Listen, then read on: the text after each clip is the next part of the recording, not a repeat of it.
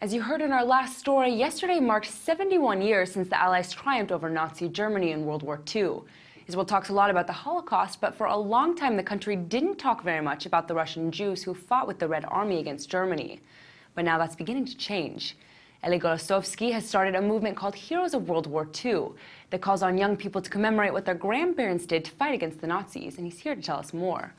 First of all, thanks so much for coming in. Sure, thank you very much for inviting me. So what exactly is this movement?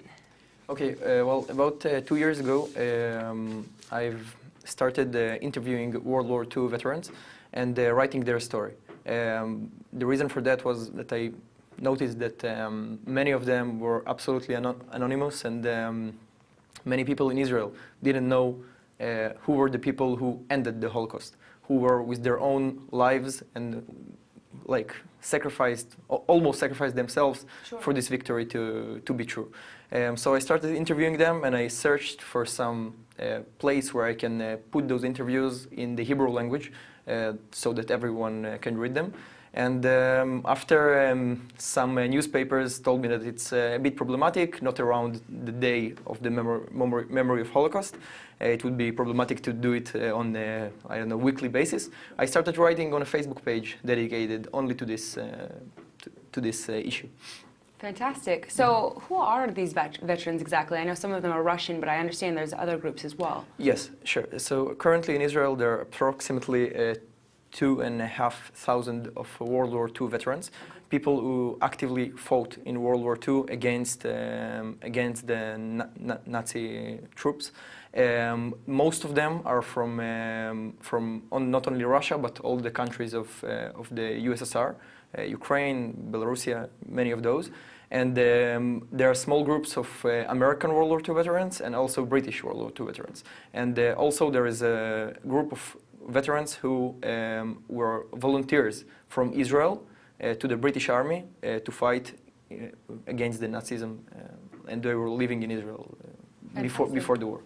Definitely. So I understand it's not just a Facebook movement, there's also Zikaron Besalon. Can you explain a little bit more about that? Yes, sure. About 3 or 4 months ago, some great people from an organization called WW2, which is Generation 1.5, talked to me, and those people are their goal is to talk about Soviet culture in Israel, and they talked with Zikaron Besalon, which is an organization which organizes meetings with Holocaust survivors, and not formal meetings, like in the living rooms of volunteers, and there is like 20, 30 people are coming and hearing the story from the person who survived the Holocaust.